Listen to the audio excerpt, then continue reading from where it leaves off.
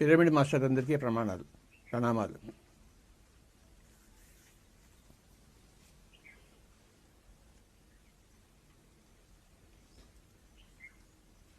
ప్రతిరోజు మనం ఏదో ఒక కొత్త విషయం గురించి తెలుసుకుంటూనే ఉన్నాం.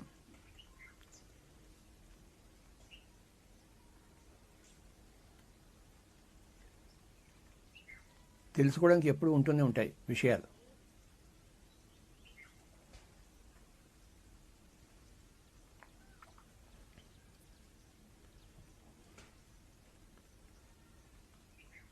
మనం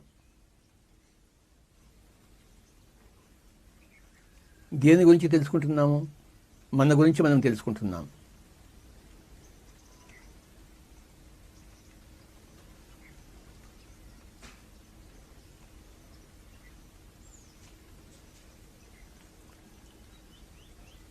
వృక్షశాస్త్రము అంటే వృక్షాల గురించి తెలుసుకుంటున్నాం.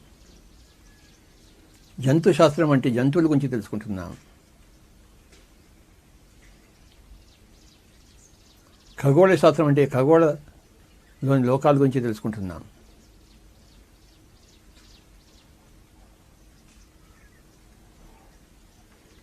చరిత్ర అంటే ఎప్పుడో జరిగిపోయిన సంఘటన గురించి తెలుసుకుంటున్నాం.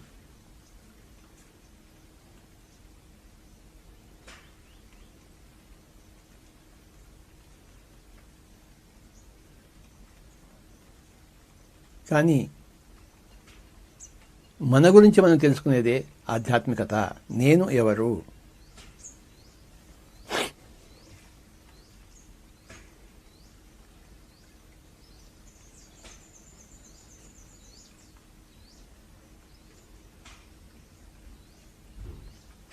నేను ఏమిటి?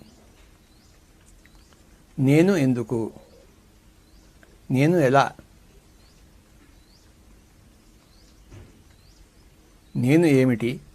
నేను ఎందుకు? నేను ఎలా?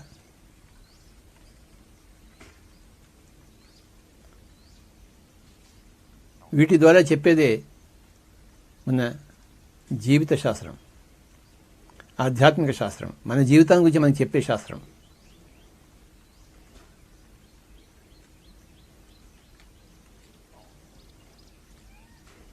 ప్రతిరోజు రాత్రి మనం నిద్రపోతుంటాం. రాత్రి కాగానే నిద్ర వస్తూ ఉంటుంది.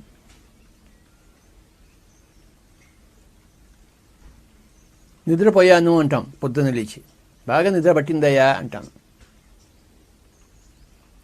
లేకపోతే కలత నిద్ర పట్టిందయ్యా, ఏవేవో స్వప్నాలు వచ్చాయి నాయన,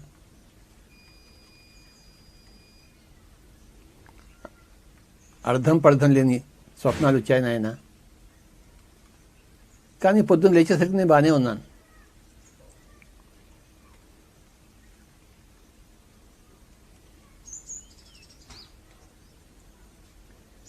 అని పొద్దున్నే లేచి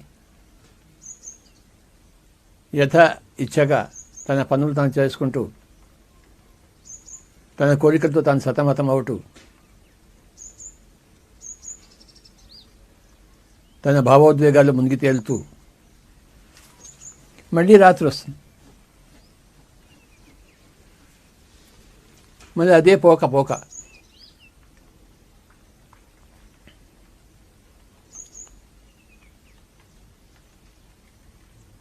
మళ్ళీ నిద్రపోతాము.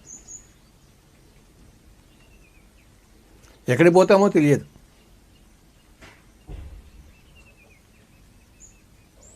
ఎందుకు వెళ్తామో తెలియదు. మరి ఎక్కడి నుంచి తిరిగి వస్తామో తెలియదు. కానీ వెళ్తాము, వస్తాము. ప్రతిరోజు రాత్రి ఇదే తంతు.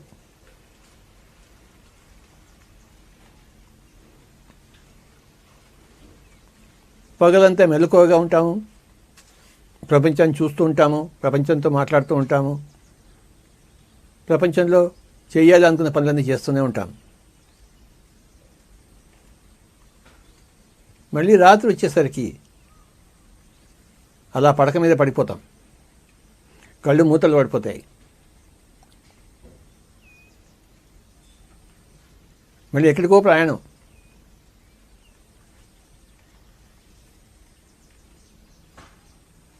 మన వశం మనం తప్పుతాం.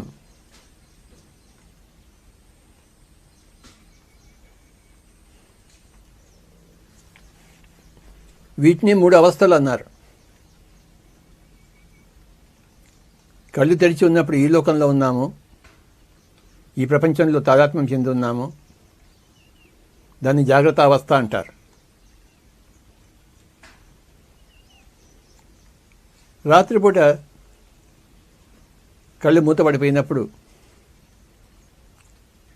శరీరం నుంచి జీవాత్మ బయటకు వచ్చేస్తుంది.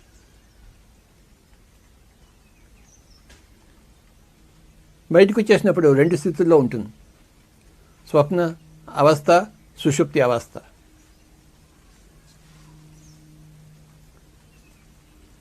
డీప్ స్లీప్ అయితే సుషుప్తి, చెదురుమదురుగా స్లీప్ అయితే అది స్వప్నావస్థ.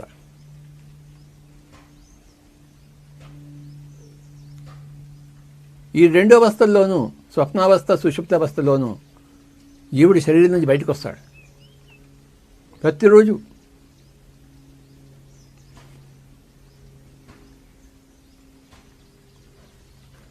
ప్రతిరోజు మన శరీరం బయట గడుపుతున్నాము.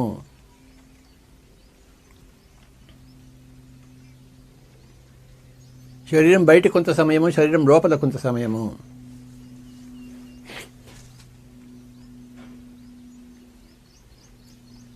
రాత్రిపూట శరీరం బయట గడుపుతున్నాం మనం, స్వప్నావస్థలో, సుషుప్తి అవస్థలో, deep sleep and dream state.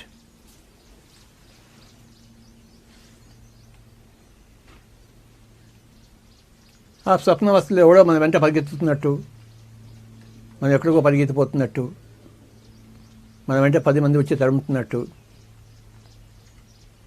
రకరకాలుగా వస్తుంటాయి.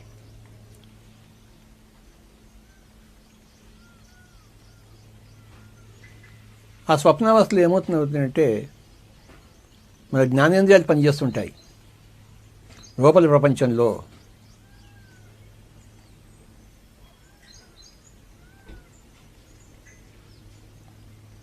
సుషుప్తి అవస్థలో మన జ్ఞానేంద్రియాలను కూడా మనం వదిలిపెట్టేస్తాం. వదిలిపెట్టేసి ఉన్నత లోకాలకు వెళ్ళిపోతాం, మన స్వస్థలానికి వెళ్ళిపోతాం.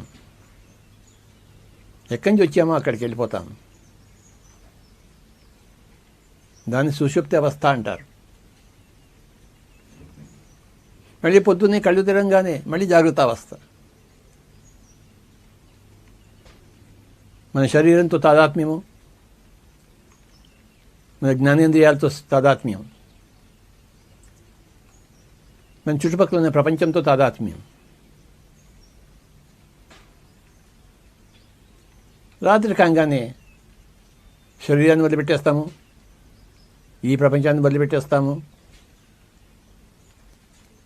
ఈ జ్ఞానేంద్రియాలను వదిలిపెట్టేస్తాము.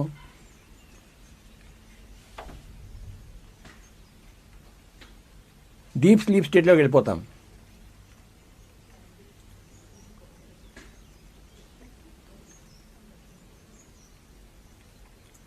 ఎందుకు ఇలా జరుగుతుందంటే ఇదంతా ప్రకృతి నియమం. మన శరీరంలో మనం ఉంటున్నాము,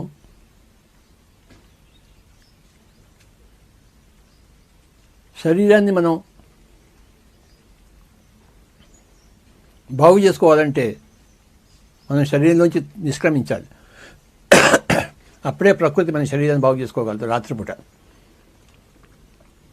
మనం మన వెర్రిమరి ఆలోచనలతో, వెర్రిమరి భావోద్వేగాలతో ఈ శరీరాన్ని మనం తుక్కు చేస్తున్నాం. మన కోపాలు, మన తోపాలు మన భౌతిక శరీరాలను అస్తవ్యస్తం చేస్తున్నాయి. కొద్ది సమయమైనా ఈ జీవుడిని బయటకు పంపుదామని చెప్పేసి ప్రకృతి నిద్రావస్థను ప్రసాదిస్తుంది. ఆ అవస్థలో ప్రకృతి తన రిపేర్ తను చేస్తుంది.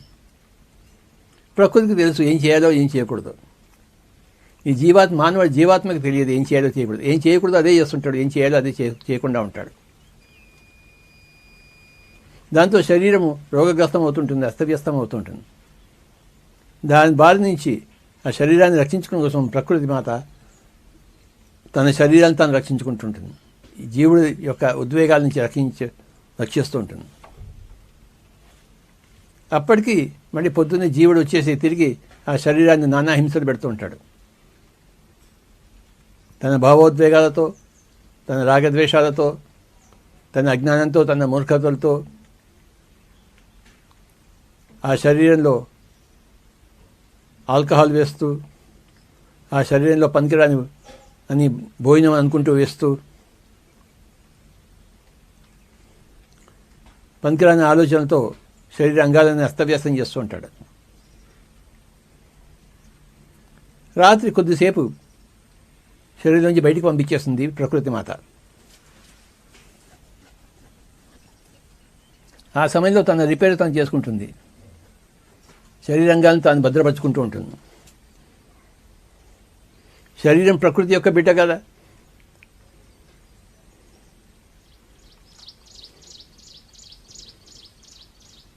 జీవాత్మ చక్కగా ఉంటే, శరీరాన్ని పాడు చేసుకోకుండా ఉంటే, భావోద్వేగాలతో, మూర్ఖతలతో, పనికిరాని తిండితో, పనికిరాని తాగుడుతో ఈ శరీరం ఎంతకాలమైనా మంతుంది. అంత శక్తివంతమైనది ఈ భౌతిక దేహం.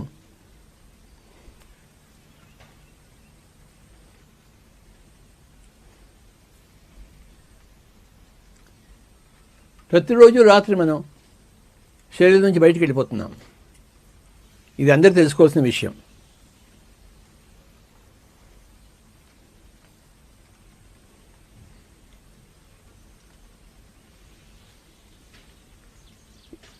ప్రతిరోజు రాత్రి నిద్రపూట శరీరం నుంచి బయటికి వెళ్ళిపోతున్నాం అనేది ఒక గొప్ప ఆధ్యాత్మిక సత్యం.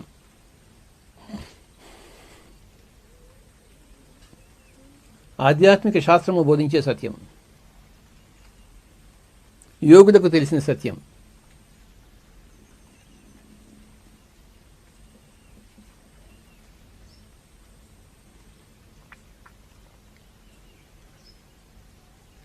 ఈ ప్రతిరోజు నిద్ర అనేది ఎలాంటిదంటే ఒకనొక జీవితాంతం తర్వాత వచ్చే చావు లాంటిది.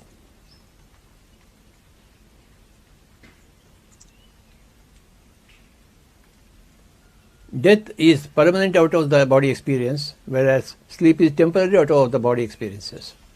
అంటే చావు అనేది శాశ్వత దేహాంతర స్థితి, నిద్ర అనేది తాత్కాలిక దేహాంతర స్థితి.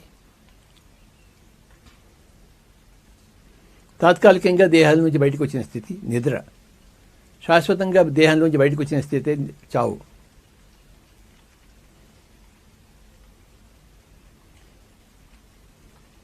చావు అంటే చావు అని ఎక్కడా లేదు. బయటకు వస్తాం అంతే, దేహం నుంచి బయటకు వస్తాం అంతే. దేహంలోంచి తిరిగి రాలేం. కానీ నిద్ర తర్వాత పొద్దున్నే తిరిగి వచ్చేస్తుంటాం మనం.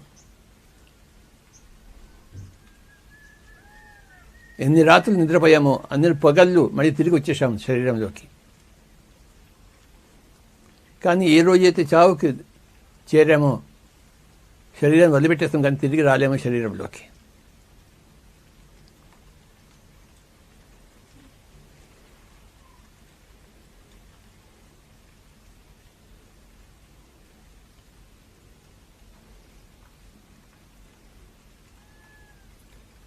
మన ఎరుకను మన సుషుప్తావస్థలో, మన స్వప్నావస్థలో మనం ఉంచుకోవడమే ధ్యానం.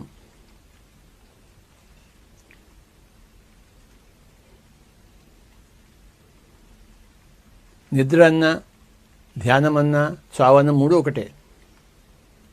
ధ్యానంలో కూడా మనం శరీరాన్ని వదిలిపెడతాం, అయితే ఎరుకతో వదిలిపెడతాం.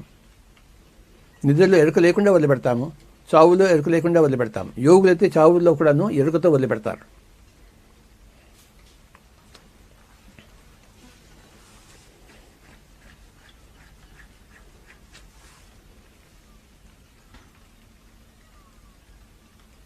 నిద్ర, ధ్యానం అనేవి తాత్కాలికంగా మనం శరీరాన్ని వదిలిపెట్టేసిన స్థితులు. చావు అనేది పర్మనెంట్గా, శాశ్వతంగా మనం శరీరాన్ని వదిలిపెట్టేసిన స్థితి.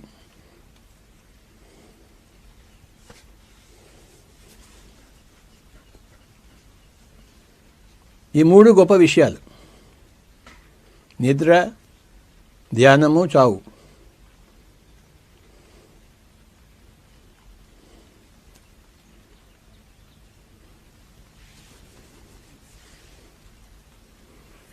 ఈ మూడింటి గురించి క్షుణ్ణంగా చెప్పేదే ఆధ్యాత్మిక శాస్త్రము. ఆధ్యాత్మిక శాస్త్రం చదివిన వాళ్ళకి నిద్ర అంటే తెలియదు, ధ్యానం అంటే తెలియదు, చావు అంటే అంతకన్నా తెలియదు.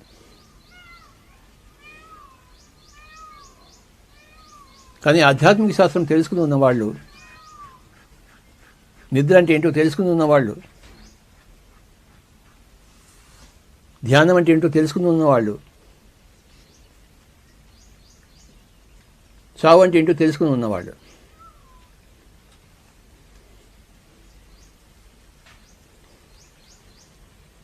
నిద్రకి, ధ్యానానికి, చావుకి ఆశ్చర్యపడని వాళ్ళు.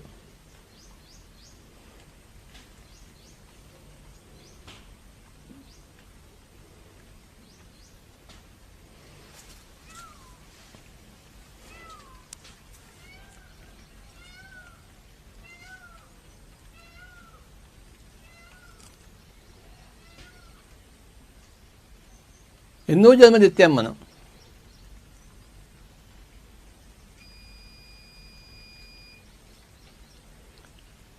ప్రతి జన్మ కూడా ఒక రోజు లాంటిదే.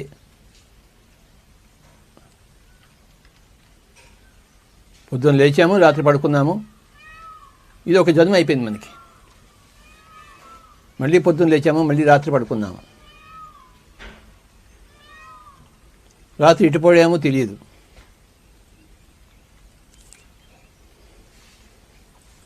నిద్ర అనేది ప్రకృతి వరదానం మనకి. చావు అన్నది కూడా ప్రకృతి వరదానమే.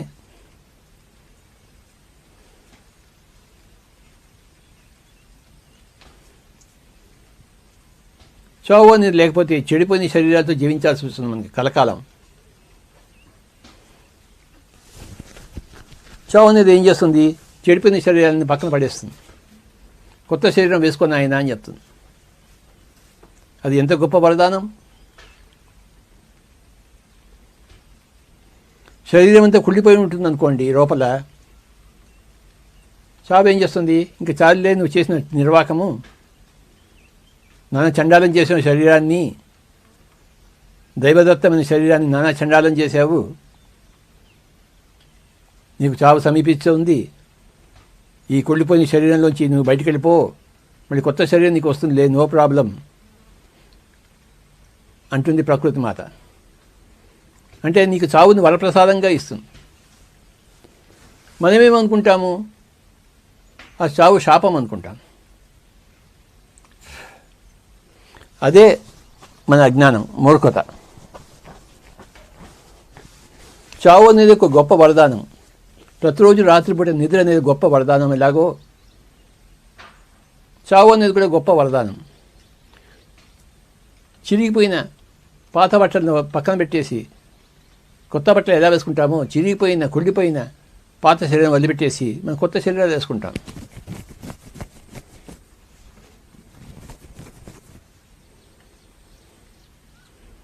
కుళ్ళిపోయిన శరీరంలో బతకాలా, కుళ్ళిపోయిన శరీరాన్ని బయటకు పాడేసేయాలా?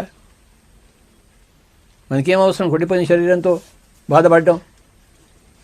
అవసరమే లేదు కదా. సో మై డియర్ ఫ్రెండ్స్, నిద్ర, చావు అనేది ప్రకృతి యొక్క మహావరదానాలు. రాత్రిపూట నిద్ర రాలేదనుకోండి, పగలపూట ఎలా ఉంటుంది మనకి?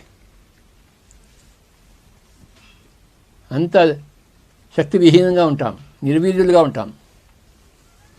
రాత్రి బాగా నిద్ర పట్టింది అనుకోండి, పగలు శుభ్రంగా ఉంటాం.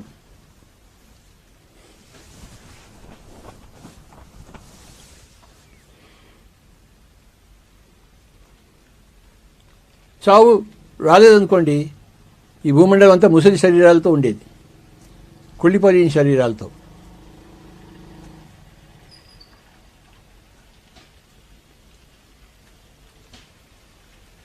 ఎక్కడ చూసినా ముసలి శరీరాలు, కుళ్ళిపోయిన శరీరాలు ఉండేవి. కానీ చావు అనే మహావరదానం వల్ల ముసిలి శరీరాలు, కుళ్ళిపోయిన శరీరాలను మాయం చేస్తుంది చావు.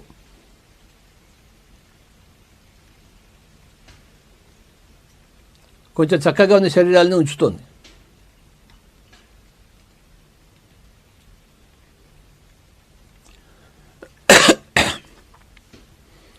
నిద్ర యొక్క గొప్పతనాన్ని, చావు యొక్క గొప్పతనాన్ని తెలుసుకోవడమే ఆధ్యాత్మికత.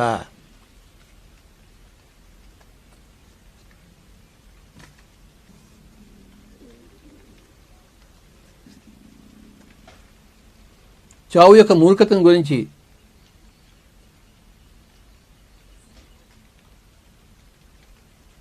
కుంచుకుపోయి ఉండడమే ప్రాపంచికత.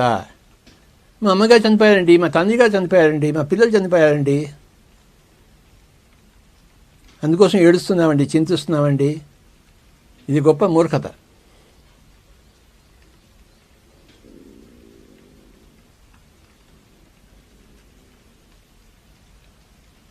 చావుకు మనం సంబరాలు చేసుకోవాలి, అది చేసుకోం. దుఃఖిస్తూ ఉంటాం, ఏడుస్తూ ఉంటాం.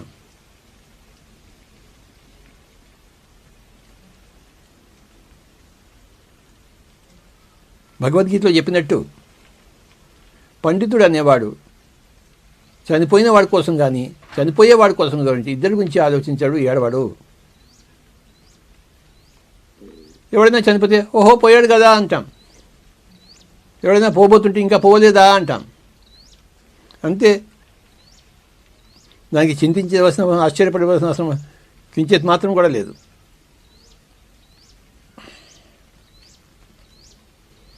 నిద్ర, చావు అనేది ప్రకృతి యొక్క రెండు మహావరదానాలు అయితే, ధ్యానం అన్నది మనకి మనం ఇచ్చుకునే మహా వరప్రసాదం.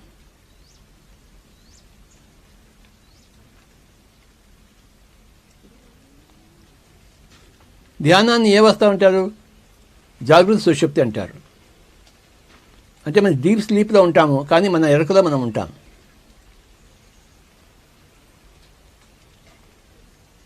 మన ప్రయాణం మనకు తెలుస్తూ ఉంటుంది. శరీరాన్ని ఎలా వదిలిపెట్టేసామో, పైలోకాలకు ఎలా వెళ్ళామో, ఎక్కడెక్కడ ఏమేం చేసామో, ఏం చేస్తున్నామో అవన్నీ తెలుస్తుంటుంది ధ్యానంలో. జాగ్రత్త అవస్థలో ఉంటాం, సుషుప్తి అవస్థలో, ధ్యానావస్థలో ఉంటాం, జాగ్రత్త అవస్థలో ఉంటాం.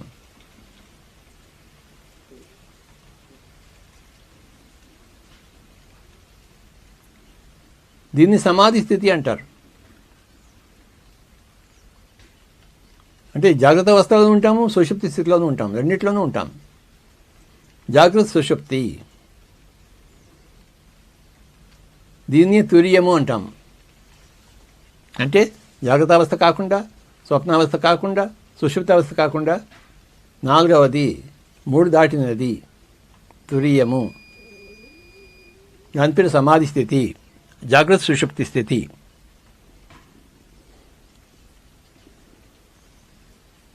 ఆ సమాధి స్థితిలో మనకి సమాధానాలు అన్నీ దొరుకుతాయి. నిద్ర అంటే ఏమిటి, ధ్యానం అంటే ఏమిటి, చావు అంటే ఏమిటి. రోజు మన శరీరం వదిలిపెట్టేసిపోతున్నాము, తిరిగి వస్తున్నాము, ఎక్కడికి పోతామో తెలిసిపోతుంది మనకి, ఎందుకోసం వెళ్ళామో తెలిసిపోతుంది, మళ్ళీ ఎందుకోసం తిరిగి వచ్చామో తెలిసిపోతుంది, అన్నీ తెలిసిపోయిన స్థితిలే సమాధి స్థితి. ఈ ప్రకృతి మనకి సమాధి స్థితిని ప్రసాదించదు, నిద్రను చావును ప్రసాదిస్తుంది. కానీ సమాధి స్థితిని, ధ్యాన స్థితిని ఎవరికి వారే స్వప్న ప్రయత్నంతో తెచ్చుకోవాలి, స్వ ఇచ్ఛతో తెచ్చుకోవాలి.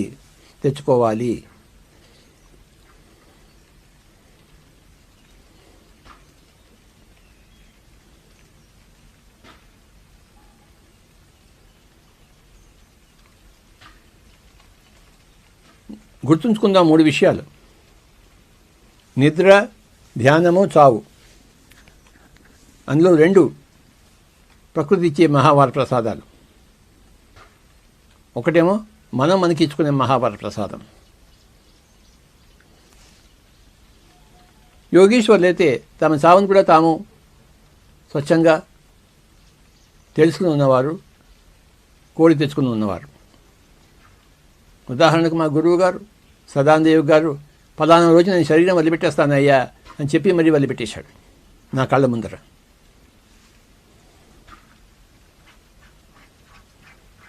ఆయన మహాయోగీశ్వరుడు కనుక తన చావుని తానే నిర్ధారించుకొని తన సమయాన్ని తానే నిశ్చయించుకొని తను ఎలా వెళ్ళాలో అలా వెళ్ళిపోయాడు.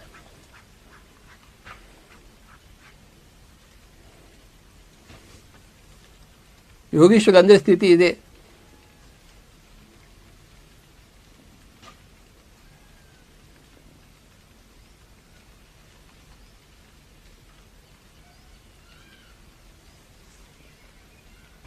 ఎన్నో జన్మలు ఎత్తుతుంటాం. జన్మ తర్వాత జన్మ, జన్మ తర్వాత జన్మ, జన్మ తర్వాత జన్మ, జన్మ తర్వాత జన్మ.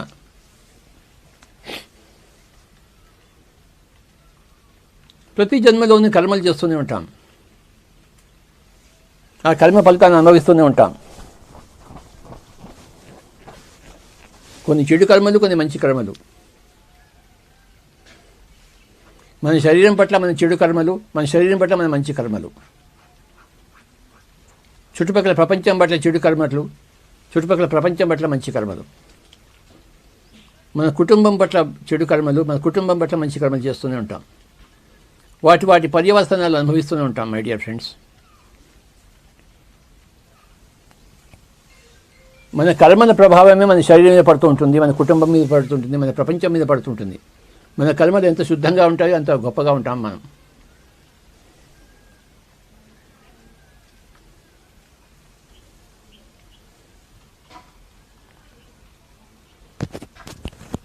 మన కర్మల నుంచి మన శరీరాన్ని, మన జీవితాన్ని సంరక్షిస్తుంటుంది ప్రకృతి మాత పాక్షికంగా.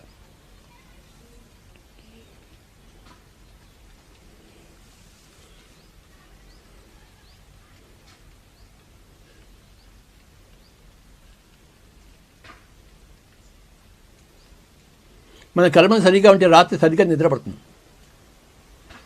పొద్దున బట్టి మన కర్మలు సరిగా లేవనుకోండి, రాత్రి నిద్రపడుతుంది ఏంటి? నిద్ర పట్టకపోతే ప్రకృతి మాత తన శరీరాన్ని తను బాగు తీసుకోగలదేంటి?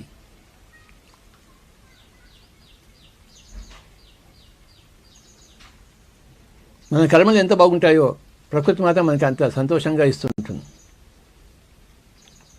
సరి అయిన ఫలితాలను.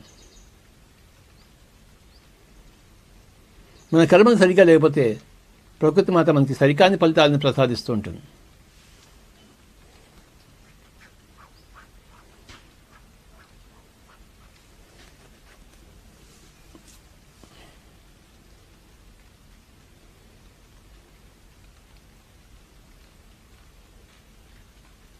అనేక జన్మ పరంపరలో మనం ఈ విషయాలన్నీ తెలుసుకుంటూ మన కర్మలను శుద్ధం చేసుకుంటూ ఉంటాం.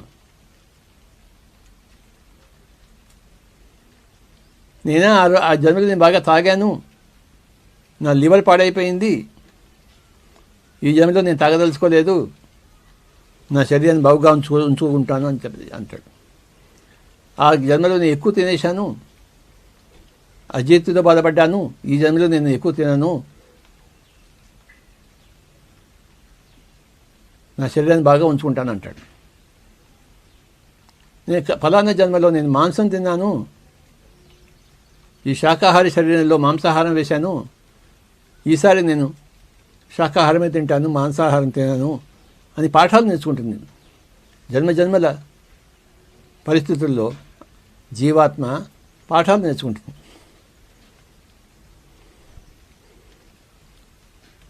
దుష్కర్మను సుకర్మగా పరిమార్చుకుంటుంది.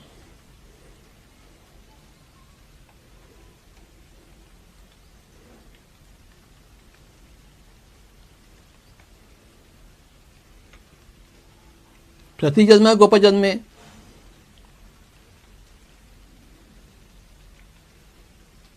ప్రతి కర్మలోనూ ఎంతో జాగ్రత్తగా ఉండవలసిందే మనం.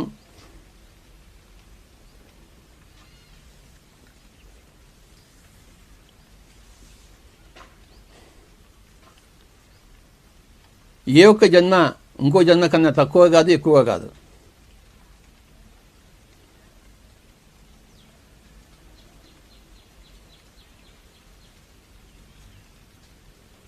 కొన్ని వందల జన్మలు ఎత్తి ఉన్నాము, ఇప్పుడు ఇంకో జన్మలో మనం ఉన్నాం. ఇంకా కొన్ని వందల జన్మలు ఎత్తుతూనే ఉంటాం. ఎంతవరకు ఎత్తుతుంటాము?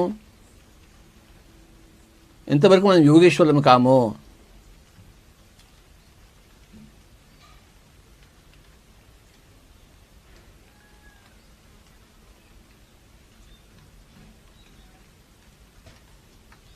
ఎంతవరకు సత్యాలన్నింటినీ మనం తెలుసుకోమో అంతవరకు తెలుసుకుంటూనే పుడుతూనే ఉంటాం మనం.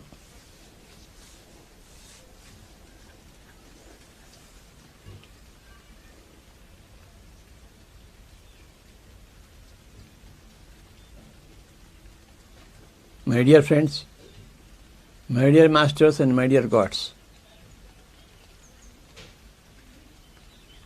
3 గొప్ప విషయాలు: నిద్ర, ధ్యానము, చావు.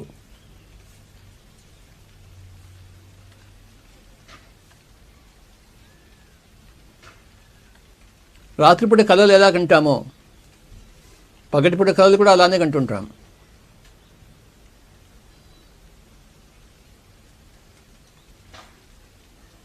నేను చీఫ్ మినిస్టర్ అయిపోవాలి, ప్రైమ్ మినిస్టర్ అయిపోవాలి, నేను రాజుని అయిపోవాలి, జమీందారుని అయిపోవాలి, ఏవో కళలు కంటూనే ఉంటాం. అవన్నీ కూడా పగటి కళలే. రాత్రి కళలకి పగటి కళలకి ఏమీ తేడా లేదు.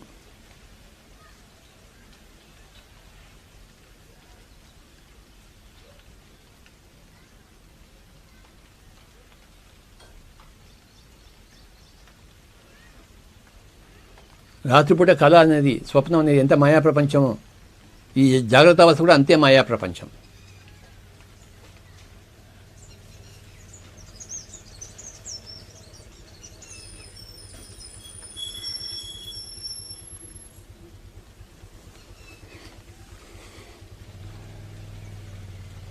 ఈ కనపడే ప్రపంచాన్ని కూడా మన జీవితంలో కూడాను ఇది ఒక స్వప్నంలా తీసుకోవాలి మనం.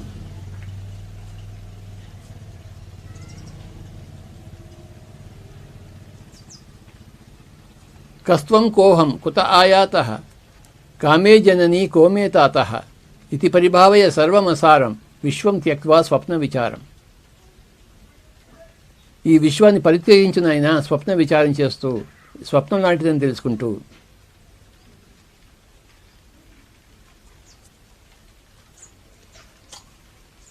ఈ ప్రపంచానికి ఎక్కువ ప్రాముఖ్యం ఇవ్వమాక. ఇది స్వప్న ప్రపంచం లాంటిది. నువ్వెవడో తెలుసుకో. కస్త్వం, నువ్వెవడు. కోహం, నేనెవరిని. కుత ఆయాతః, ఎక్కడి నుంచి వచ్చాము. కామే జనని కోమే తాతః, ఎవరు నా తల్లి, ఎవరు నా తండ్రి. ఇది పరిభావయ సర్వమసారం, ఇలా భావిస్తూ సర్వాన్ని అసారంగా గ్రహిస్తూ విశ్వం త్యక్వా స్వప్న విచారం. ఈ విశ్వాన్ని కూడాను ఒక స్వప్నం భాతి, ఒక కళ భాతి మనం పరిత్యజించాలి.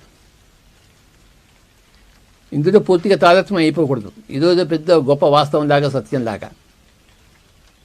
మనం రాత్రిపూట నిద్రపోతున్నప్పుడు కళకు వచ్చినప్పుడు మనం దాన్ని ఏమైనా సత్యంగా భావిస్తున్నామా? కళల నుంచి బయటికి రాగానే మనకు తెలిసిపోతుంది, అయ్యో నేను కళలు కన్నాను, అనవసరంగా బాధపడ్డాను, పులి వచ్చి మీద పడింది అనుకున్నాను. పులి లేదు, అరణ్యము లేదు, నేను హాయిగానే ఉన్నాను, బతికే ఉన్నాను. అయితే పులి వచ్చింది చంపేసింది. కళ్ళలోంచి లేంగానే పులి లేదు, అరణ్యము లేదు, చావు లేదు.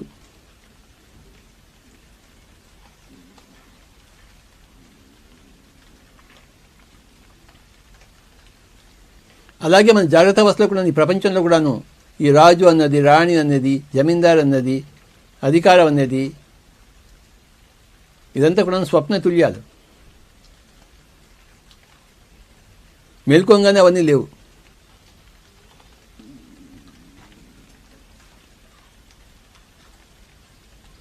హిట్లర్ నేను గొప్ప రాజుని అనుకున్నాడు, కానీ చనిపోయాడు.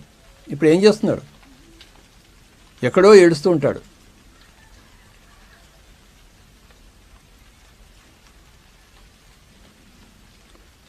రావణాసురుడు నేను గొప్ప రాజుని అనుకున్నాడు, అందరినీ పీడించుకుని తిన్నాడు. కానీ ఇప్పుడు ఎక్కడున్నాడు?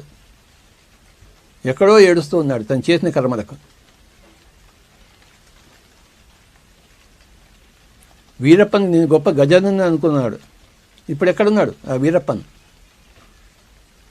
ఎక్కడో ఏడో లోకాల్లో ఏడుస్తూ కూర్చున్నాడు. కానీ మంచి కర్మలు చేసిన వాడు, గాంధీ లాంటి వాడు ఇప్పుడు ఎక్కడున్నారు? ఏదో లోకంలో ఉన్నారు, కానీ ఎంతో హాయిగా బతుకుతున్నారు వాళ్ళు. ఎందుకంటే వాళ్ళు చేసిన కర్మలకు అనుభవాలు చక్కగా ఉంటాయి వాళ్ళకి అక్కడ. మన కర్మల ఫలితాన్ని మనం ఎప్పుడు తప్పించుకోజాలం, పరిగెత్తజాలం.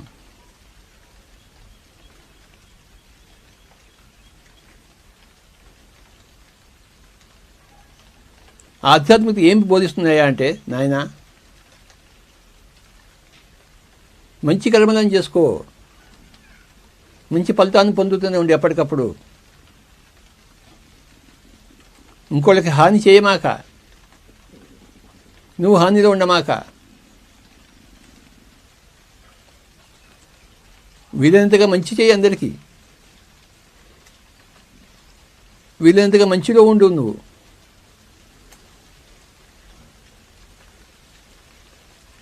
ఈ ప్రపంచాన్ని కూడా స్వప్నంగా తీసుకో. అలాంటి ట్రైనింగ్ ఇస్తుంది ఆధ్యాత్మికత.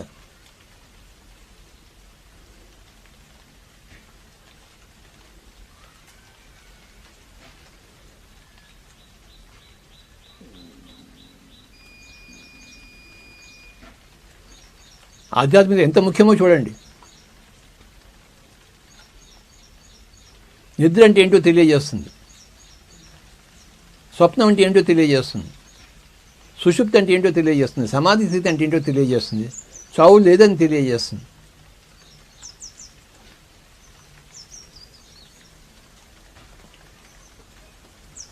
మనమంతా మరణం లేని వాళ్ళని తెలియజేస్తుంటుంది. మనమంతా భగవత్ తత్వానికి చెందిన వాళ్ళని తెలియజేస్తుంటుంది.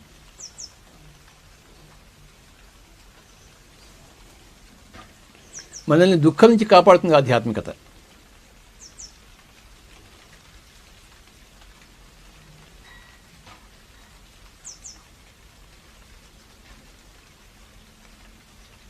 మనం శాశ్వతంగా జీవాత్మ పదార్థం అని చెప్తుంది. మన ఆత్మ పదార్థం గురించి మనం తెలుసుకున్నప్పుడు సంపూర్ణంగా మనం ఒక పరమాత్మ పదార్థంగా తయారవుతాం.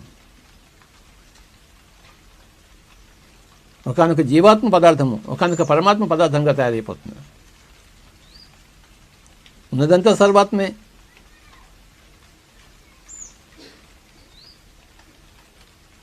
సర్వాత్మ అన్నదే మౌలిక సత్యం.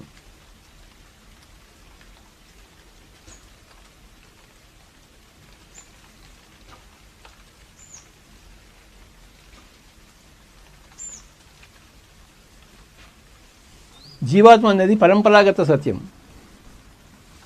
మౌలిక సత్యం సర్వాత్మ. ఈ జీవాత్మలు శరీరంలో ప్రవేశించేటప్పుడు జీవం కలిగిస్తుంది. శరీరంలో ప్రవేశించిన తర్వాత జీవాత్మ యొక్క శక్తే ఆ శరీరం యొక్క శక్తి. జీవాత్మ శరీరం నుంచి నిష్క్రమించినప్పుడు శరీరం తన శక్తిని కోల్పోతుంది, చతికిలబడుతుంది. ఏమీ చేయలేదు ఆ శరీరం. జీవాత్మ లేని శరీరం ఏమీ చేయలేదు. శరీరం ఎప్పుడు శరీరం ఎప్పుడు జడమే. ఆ జీవాత్మే శరీరం యొక్క చైతన్యం. మనం ఆ చైతన్యం అయి ఉన్నాం.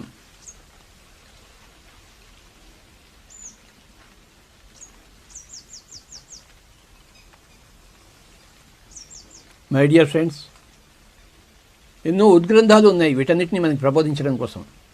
క్రిస్టల్ క్లియర్గా చెప్పు ఉన్నాయి. చావు అంటే ఏంటి, నిద్ర అంటే ఏమిటి,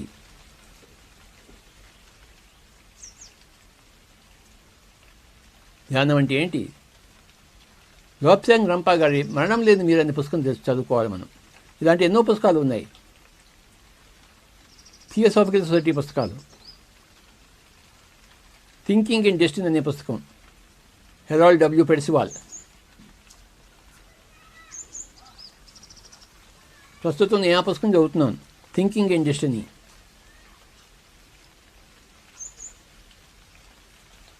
మన ఆలోచన ద్వారానే మన భవిష్యత్తు నిర్మాణం చెందుతుంటుంది ఎప్పటికప్పుడు.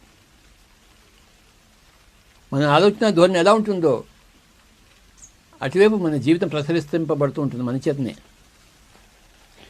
మన ఆలోచనలే మన జీవితానికి ఇటుకలు.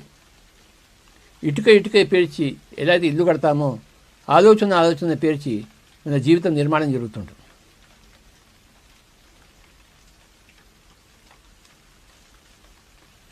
థింకింగ్ అండ్ డెస్టినీ అనే పుస్తకం హెరాల్డ్ డబ్ల్యూ పెర్సివాల్ అనే పుస్తకం గొప్ప పుస్తకం. ప్రస్తుతం నేను దాన్ని చదువుతున్నాను. ఇంతకుముందు ఎన్నోసార్లు చదివాను, మళ్ళీ చదువుతున్నాను.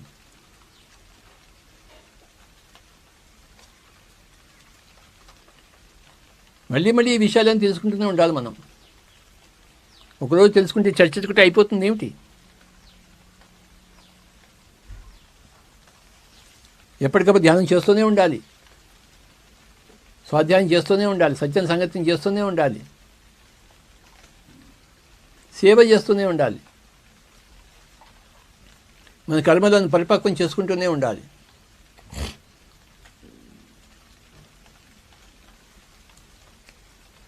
జీవుడి యాత్ర అనంత యాత్ర.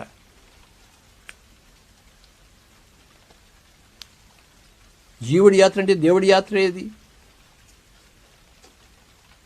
జీవో దేవో సనాతన. ఈ జీవుడే సనాతనమైన దేవుడు. దేహో దేవాలయో ప్రోక్త జీవోదేవో సనాతన.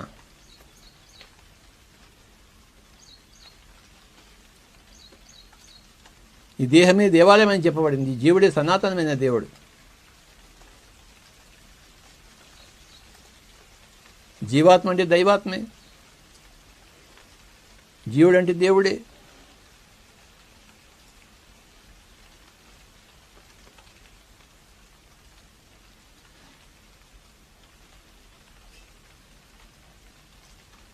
కాసేపు మనం ధ్యానం చేసుకుందాం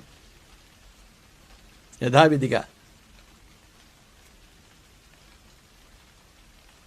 శ్వాస మీద ధ్యాస మిత్రులారా, శ్వాసానుసంధానం.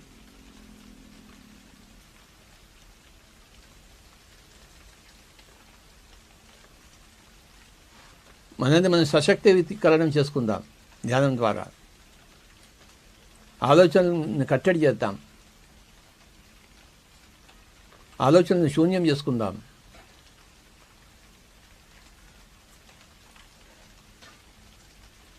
మాటలను శూన్యం చేసుకుంటే మౌనము, ఆలోచనలను శూన్యం చేసుకుంటే ధ్యానం.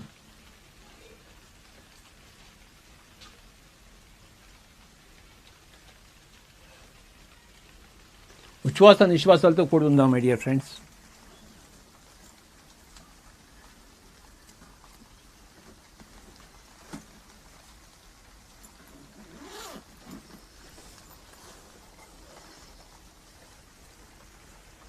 ససేమిరా కళ్ళు తెరవరాదు.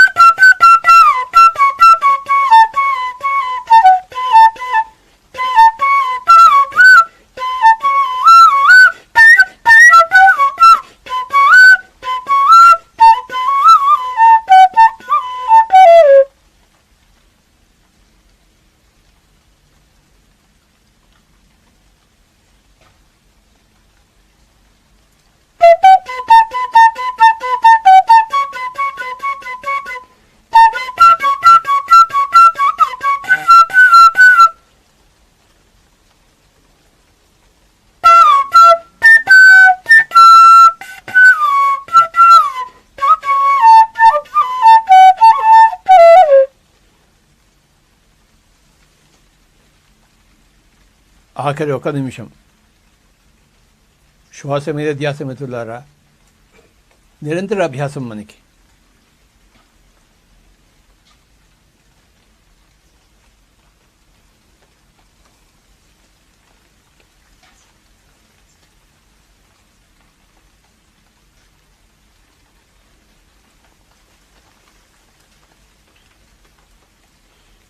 మనం కూడా ఆది శంకరాచార్యుల వాళ్ళ జీవిద్దాం.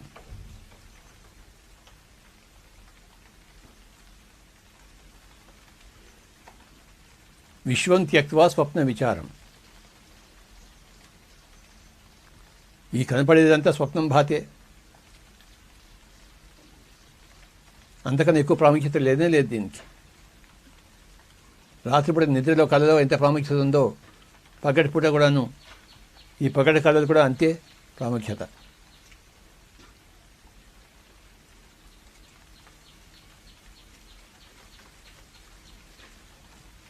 రాత్రిపూట మనకి ఏమీ కాలేదు, పగలపూట కూడా మనకి ఏమీ కాలేదు. మనకి చావు అనేది లేనే లేదు.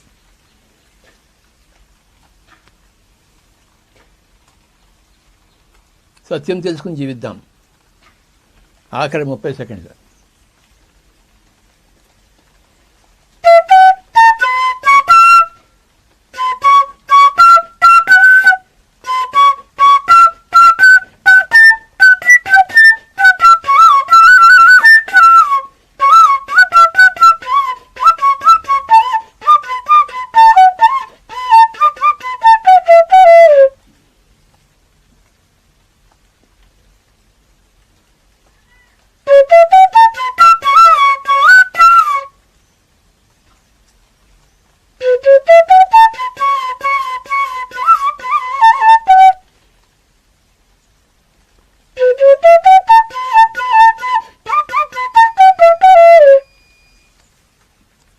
ఆఖరి 10 సెకండ్లు. 10, 9, 8, 7, 6, 5, 4, 3, 2, 1, 0. 2 చేతులను 2 కళ్ళ మీద పెట్టుకుందాం.